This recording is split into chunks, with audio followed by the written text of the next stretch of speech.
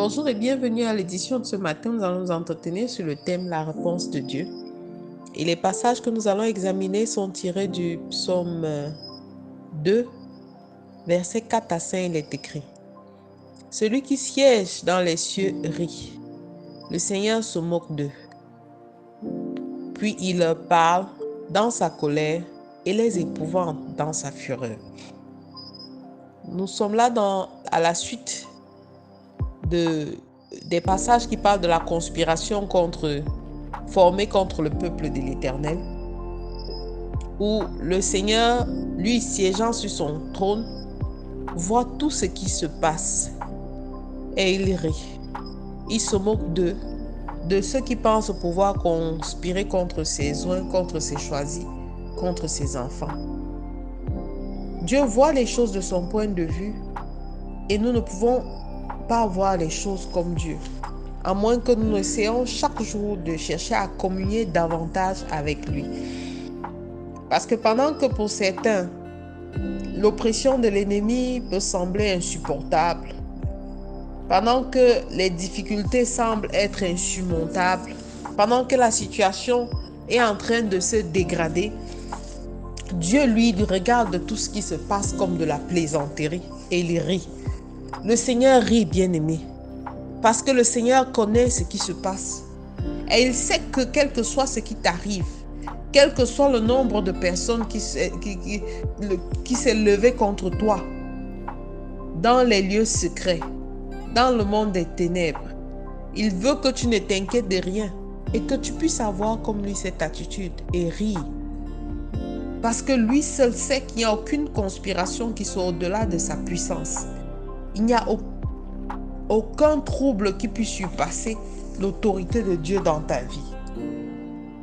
Alors quiconque s'en prendra à toi, s'en prendra aux oins du Seigneur, quel que soit l'endroit où il se trouve, tomberont sous le poids et sous la colère de Dieu. Parce qu'il est dit, il leur parle dans sa colère, il les épouvante de sa fureur.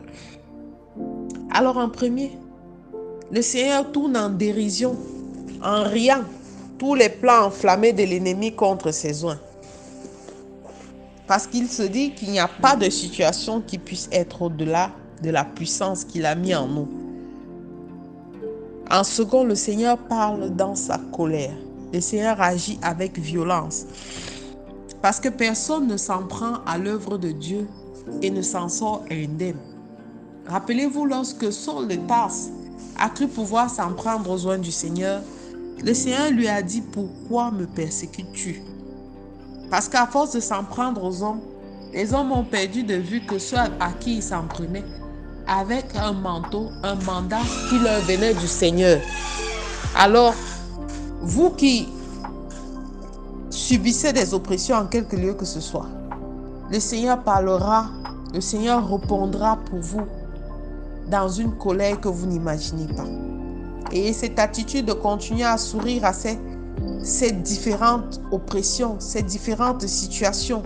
Souriez afin que l'ennemi comprenne qu'il ne vous a pas atteint et qu'il ne vous atteindra pas. En troisième, le Seigneur va les épouvanter. Tout cela, dans sa réponse, le Seigneur les retournera les uns contre les autres. Le Seigneur va, dans sa fureur, les épouvanter et exposer toutes les situations cachées, comme il a fait lorsqu'il sortait le peuple d'Égypte de la captivité. Il a épouvanté l'armée de Pharaon. Il a fait des choses exceptionnelles que l'œil n'avait jamais point vues auparavant. Alors il le fera encore pour toi. Garde la foi, garde le sourire, garde cette joie que seul Dieu peut te donner. Et recommande ton sort à l'Éternel.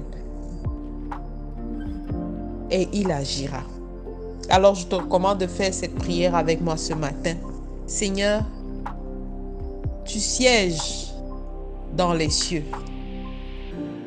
Et je viens te dire merci, Père éternel. Car je sais que toute situation à partir de maintenant est surmontable. Parce que tu es à mes côtés jour après jour. Je veux avancer avec cette assurance que rien ne peut m'ébranler. Au nom de Jésus-Christ, nous avons prié. Amen. Amen. Amen. Je suis la révérende Sonia Antoinette. Je vous souhaite de passer une excellente journée. Shalom.